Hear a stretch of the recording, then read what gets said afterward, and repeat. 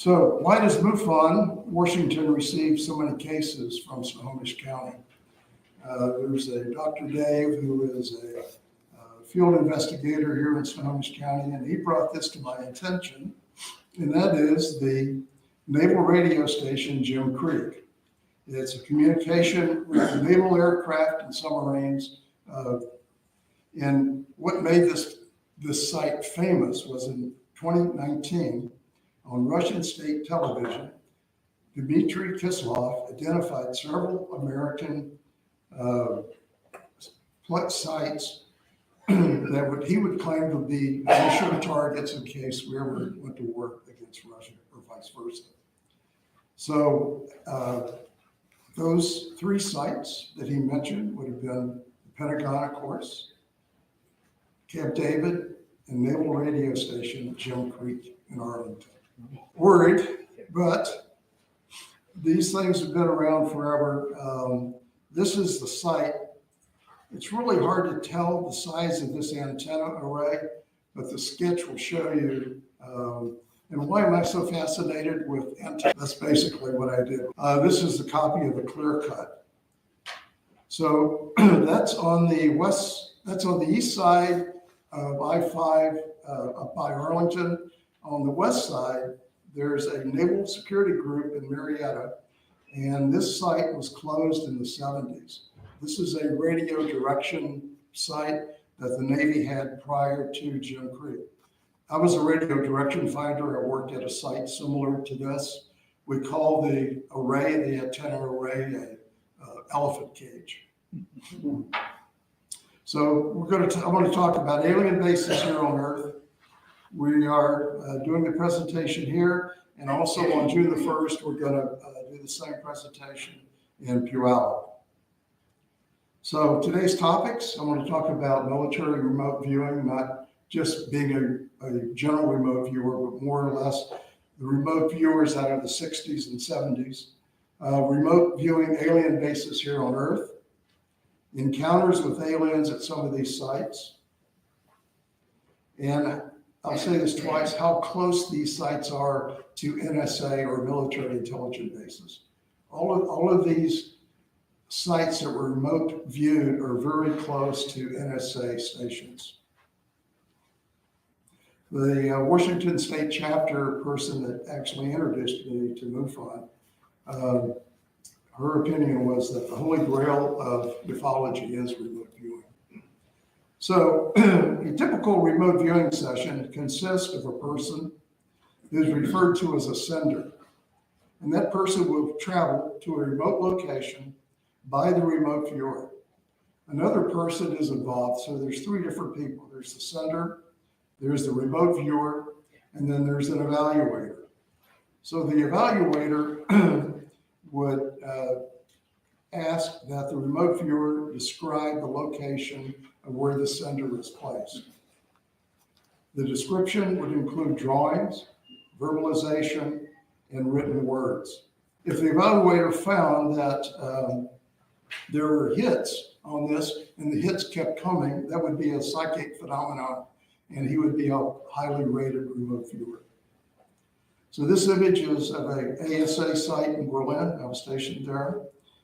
Sources for my presentation are coming from declassified releases, which when I started going online and looking up some different code names and things like this, it's unbelievable what has been declassified. And that's basically how I came up with this presentation. I am not a remote viewer, never was a remote viewer. My military service was stationed at this ASA site. I left Berlin in 1970, and in the 70s, the Soviet Union was spending an equivalent of $90 billion a year on remote viewing. Well, they really had to. Our group was a very professional group, and as Dan would say, probably what the Russians were doing, they were more of the woo-woo type, meaning they're really out there. So during the 60s and 70s, there were these companies that came up. One was Mankind Research. So I think that was coming up probably about the same time I was in the service. Its mission was to study the effects of traumatic radiation on the central nervous system, and researching telepathic communications, doing cranial implants. Sounds almost alien, doesn't it? But these are NSA corporations, basically. Researching telepathic communications versus like code. I would listen to signals coming in. They were working on being able to send this telepathically. Experimentations in mind-altering drugs. Its director was Carl Schachner, and he denied that the U.S. government had any connections with this company.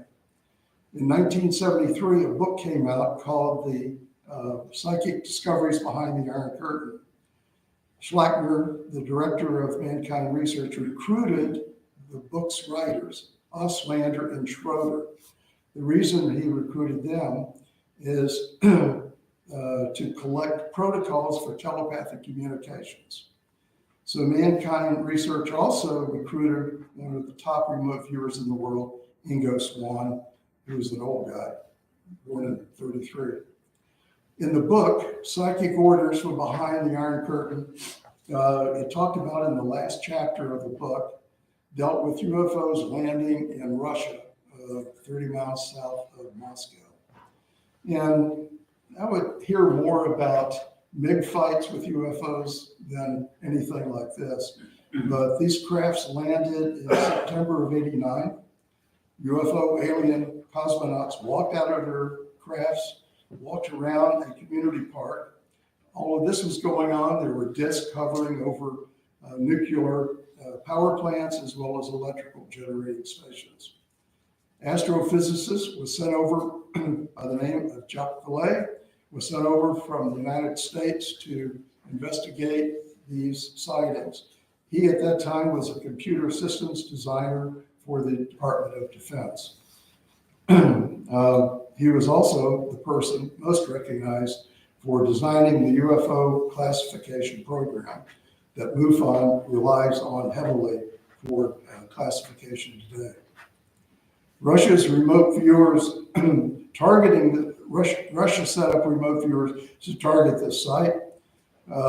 After having Jacques Delay go over, there was a release from the Russian Ministry of Security, along with documents from the CIA, that concluded that they could make this statement. And that statement is, this was an alien reconnaissance mission. And it was published in the New York Times in 1989. So the guy who was director of Mankind Research, William Bruce Davis, X-Files actor, cigarette man, they compare him quite often to him. Schachner graduated from the Naval Academy. All these guys are just really up there. He served as a naval line officer, specializing in operations, research, and linguistics. He stayed in Germany, got a master's in the University of Cologne. He is known as being the mind-controlled mad genius behind MK Ultra, father of cyborg. And when he passed away in 1999, he denied ever being granted that. As I mentioned, Schachner also hired remote viewer Ingo Swann. Swann was born in 33, passed away in 2013. So he had developed the process of remote viewing for Mankind Research. He formulated direct, the brain-to-brain communication by sending codes telepathically versus the electronic transmission of code. Ingo Swann worried about the telepathic mind control of aliens over humans. He was briefed at a NSA site, Sugar Grove, West Virginia, on that particular subject. So this is the book that he wrote, Penetration, Questions of Extraterrestrial and Human Telepathic. Book's a hard one to find, but it's talks about Earth-bound alien bases. Like Mankind Research, which was on the East Coast, Fort Meade, Maryland, there was Stanford Research on the West Coast. So SRI hired a remote viewer. So we're going to talk about another one, Pat Price. He was SRI's most successful remote viewer. He, with Ingo Swann, wrote the remote viewing policy standards for the American military. Price was unbelievably accurate, said his CIA handler. This is a pic of Pat Price with his handler. This photograph was taken at an airport when the CIA was testing Price's remote viewing capabilities from a low-level flying aircraft, most likely a Cessna. What struck me the most about this photograph, I think he looks a lot like Bill Murray. So after a not so pleasant death experience, Price passed away in '77. He had just met with agents from the NSA at Sugar Grove outside of DC. The meeting was about remote viewing that he was doing for SRI. He never really revealed the scope of the meeting, but he ended up taking the documents with him to Las Vegas for another NSA meeting. His son also lived in Las Vegas. There in a hotel room in Las Vegas, Price was found no longer breathing. He had stopped breathing not only once, but 4 times, according to the paramedics and security. So the real meat and potatoes of what I want to talk about is Price's remote viewing of 4 underground UFO bases. The former CIA director back then was Stansfield Turner. And he said Price is the man who could see what was going on anywhere in the world through his psychic powers. His boss was Hal Puthoff, who was then the CIA's remote viewing program handler at SRI. Price told his boss, Puthoff, "You might be interested in those UFO bases that I remote view." Price believed that ET had established 4 underground earthbound bases. He had remote viewed all 4 of them. Price's remote viewing sessions showed, and his artwork showed, humans working alongside with aliens. Price reported that the primary purpose of these bases is the recruitment of aliens and replacement of new military recruits. Declassified documents about Mount Hayes, which is, I wanted to talk about, these are the different sites that I'm going to talk about. The declassified documents from Mount Hayes, which is number 1 of the 4 mountains. Price was the first to report the existence of an alien base under Mount Hayes. He described seeing structures like tubes, and seems like all the remote viewers describe it the same way: tubes, tunnels, and sophisticated equipment. He reported seeing strange humanoid figures working alongside what he believed were military personnel. Price claimed that the base was also responsible for the malfunction of US and Soviet space projects.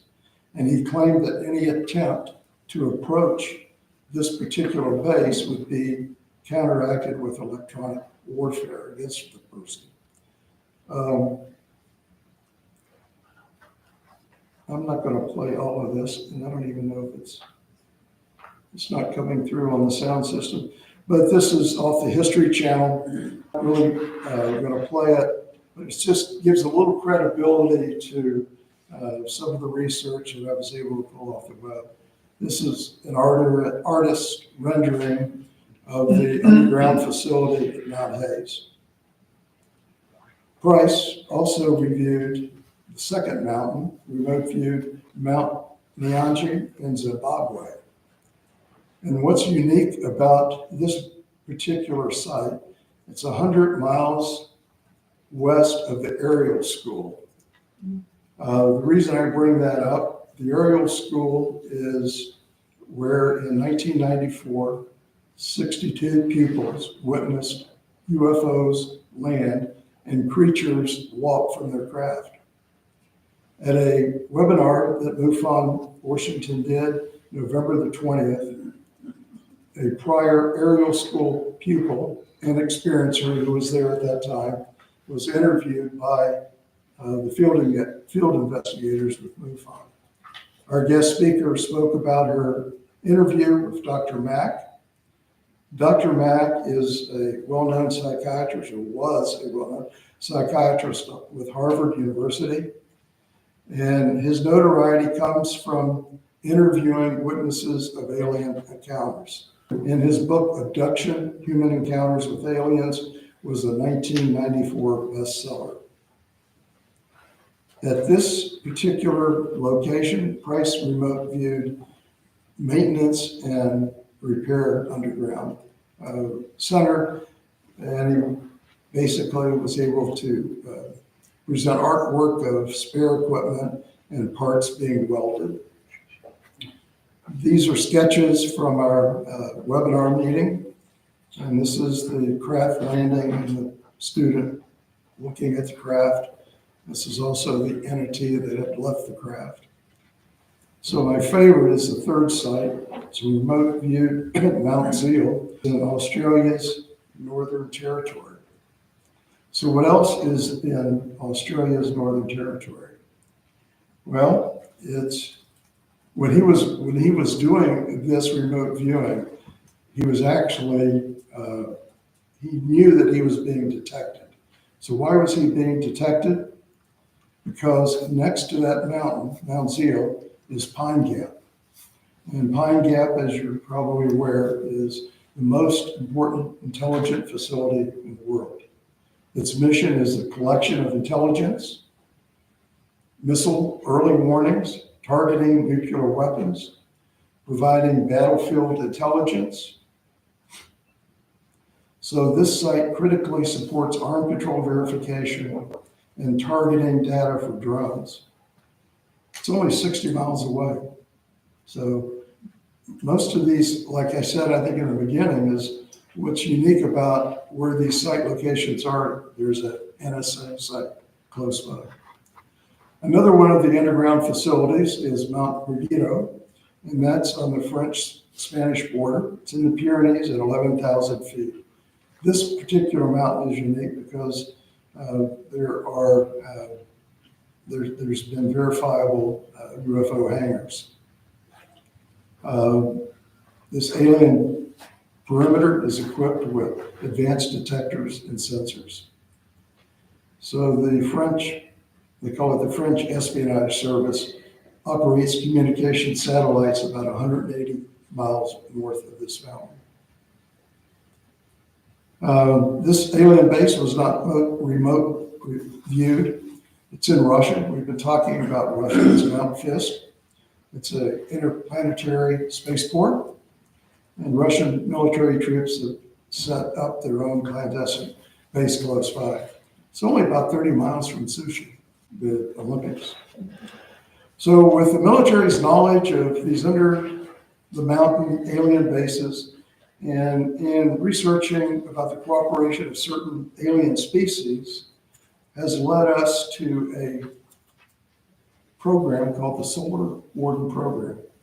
The program is managed by included in the program are 8 cigar-shaped motherships, each longer than 2 football fields in length. The mothership has 43 small scout ships that they typically travel with. So according to military protocol and looking at what's going on today, like with manufacturers like General Dynamics, they recently provided a $45 billion autonomous tank force for the U.S. Army. So this program includes just one major manned tank, and it's supported by a large number of unmanned autonomous tanks who are equipped with drones. So it sounds like sort of the mothership with its 43 scout ships. Solar Warden has been around since the 80s, suggesting there's a hidden agenda of alien presence here on Earth. So the program originated originally under Ronald Reagan's Strategic Defense Initiative. He sort of hinted at the program and contradicting the known capabilities at that time with NASA.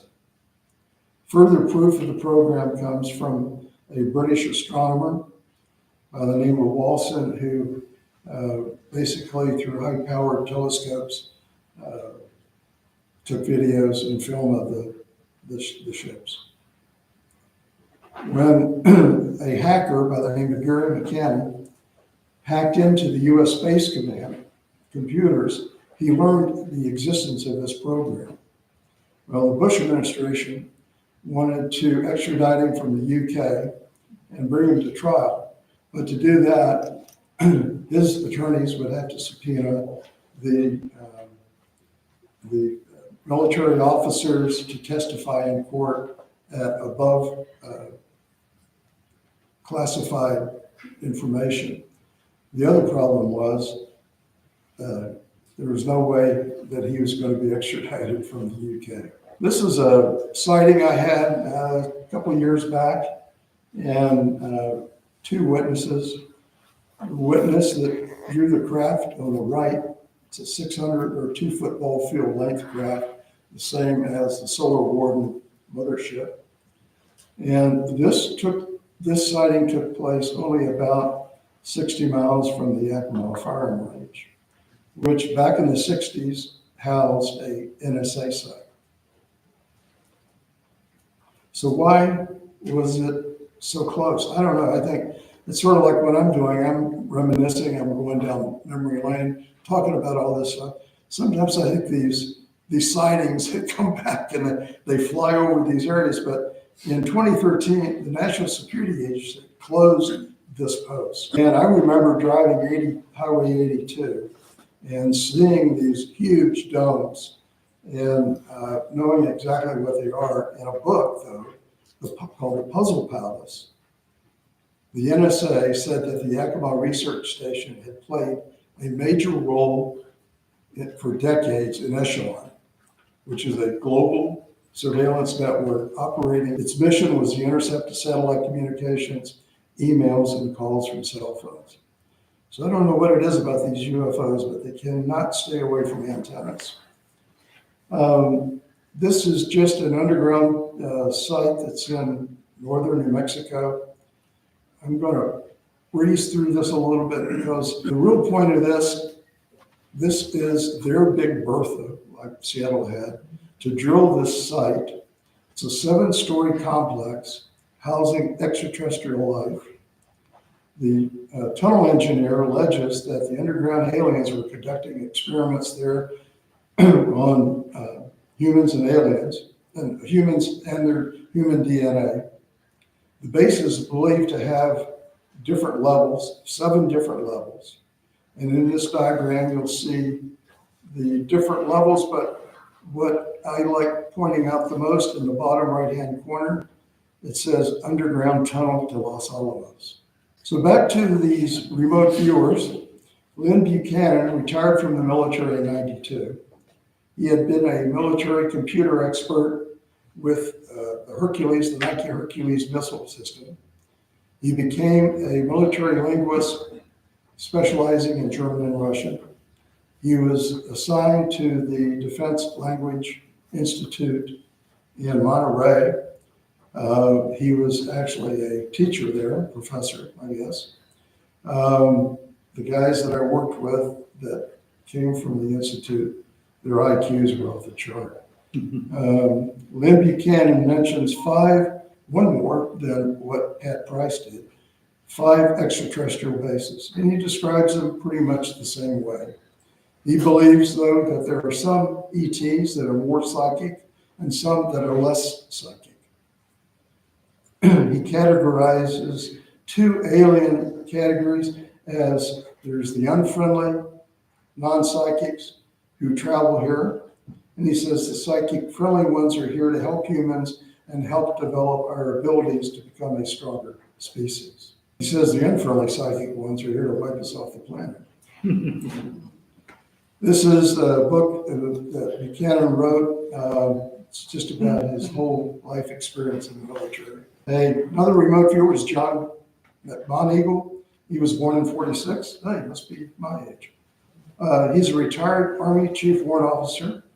He too is associated with remote viewing Mount Hayes. He said, I've never seen anything like this before. It's like walking into a place I have no familiarity with. The whole thing is underground, and it looks like it's an atomic power plant. So he also goes on to say, I don't get a real aggressive nature from this target. He's calling these sites targets. He went on to draw some radio type intercept things. And what he ended up drawing ended up being a high frequency active aurora research antenna array that's only 100 miles north of 100 miles south of Mount Hayes. No, I was right. Mount Hayes is 100 miles north of this. Our program is a scientific endeavor aimed at studying the properties and behavior of the ionosphere.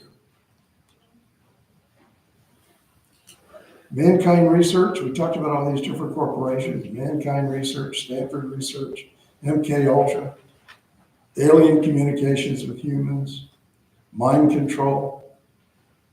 I guess the question I want to ask this afternoon is, did we learn from the aliens, or did our military government agencies and private companies like Mankind Research teach the aliens, or maybe some class of aliens? Maybe we humans are the role leaders and not the aliens. Is this the type of exchange that Lynn Buchanan mentioned when describing non-psychic friendly aliens? Is this the so-called trade agreement that aliens are here helping us and we are assisting aliens here on Earth? I'll leave that for you to think about this afternoon. Thank you.